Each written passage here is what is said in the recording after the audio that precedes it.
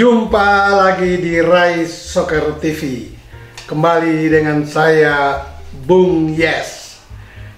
Kali ini saya akan menyampaikan semacam breaking news, karena pada pagi hari ini PSSI telah mendapat surat balasan dari FIFA, di mana FIFA merespons permintaan PSSI tentang rencana diadakannya Kongres luar biasa pemilihan pengurus baru.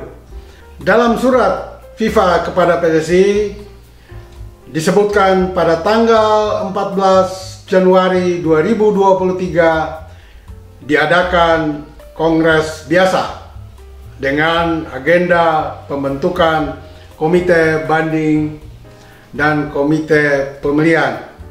Kemudian 2 hari kemudian, komite pemilihan dan komite banding pemilihan tersebut telah membuka pendaftaran bagi para calon atau kandidat ESCO untuk kepengurusan PSSI yang baru.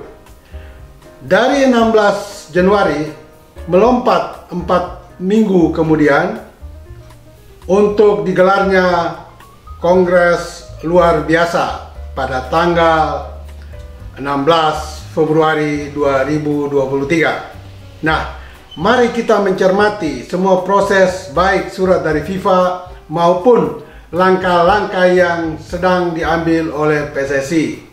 Kita lihat, Kongres yang diminta atau yang akan dilakukan oleh PSSI tersebut tentu menyikapi rekomendasi dari tim gabungan independen pencari fakta bentukan pemerintah, di mana ada 2 butir yang sangat krusial bagi PSSI.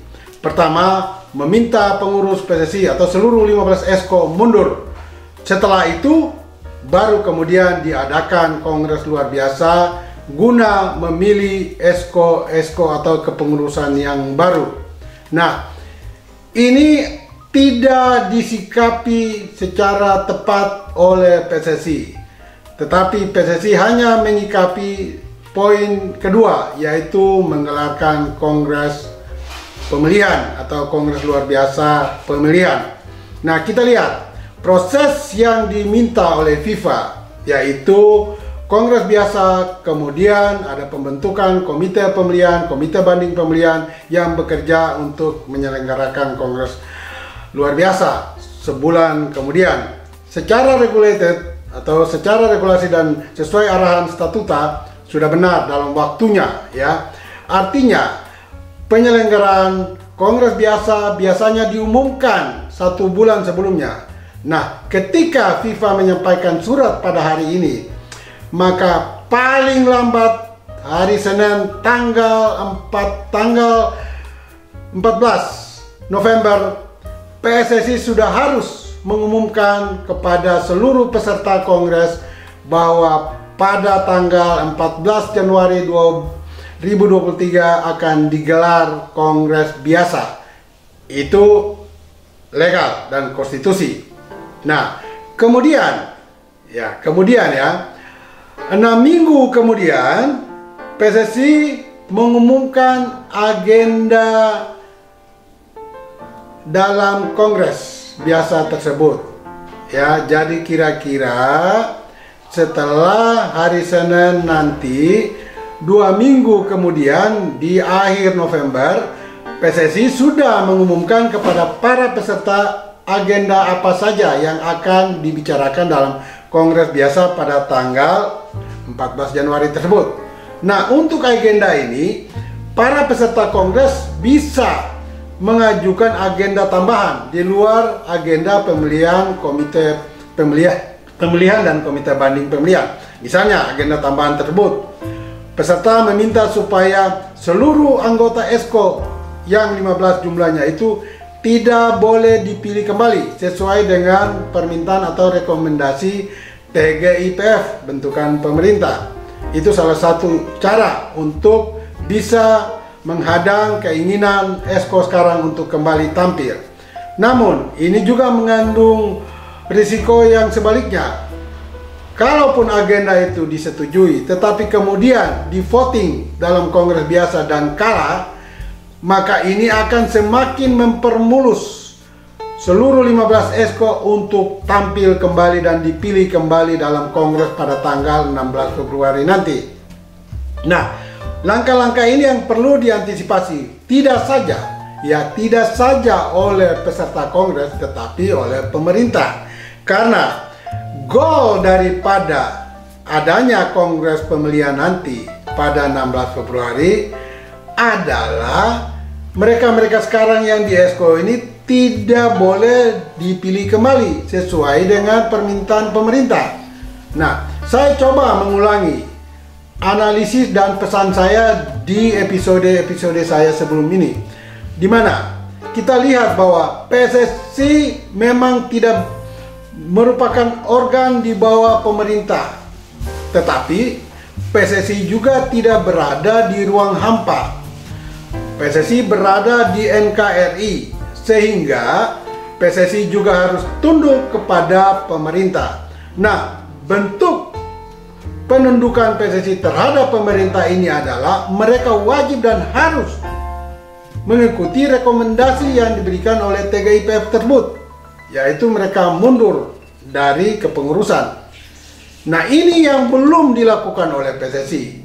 Karena goal daripada ini semua pasca tragedi Kanjuruhan adalah pengurus sekarang tidak boleh lagi memimpin PSSI. Nah, ini yang harus menjadi stressing atau tekanan dalam menyikapi rekomendasi TGIPF ataupun langkah-langkah yang dilakukan oleh FIFA.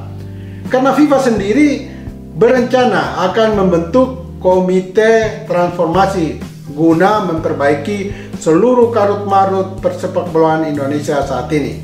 Nah, kita kembali pada permintaan FIFA untuk segera menggelarkan Kongres dalam waktu yang sesingkat-singkatnya. Nah, ini juga saya kira respons atau penegasan FIFA terhadap PSSI ini sangat baik ya, mengingat FIFA telah memangkas waktu 4 bulan atau sekitar 3 bulan dari rencana PSSI untuk menggelarkan Kongres luar biasa di bulan Maret.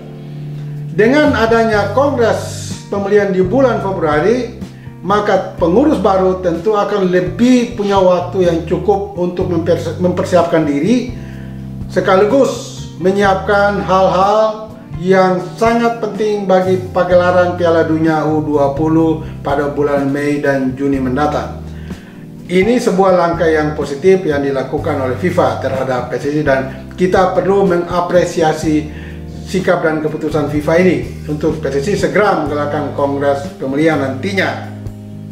Nah, kita lihat kembali soal mau dan tidak pengurus yang sekarang mundur atau maju lagi.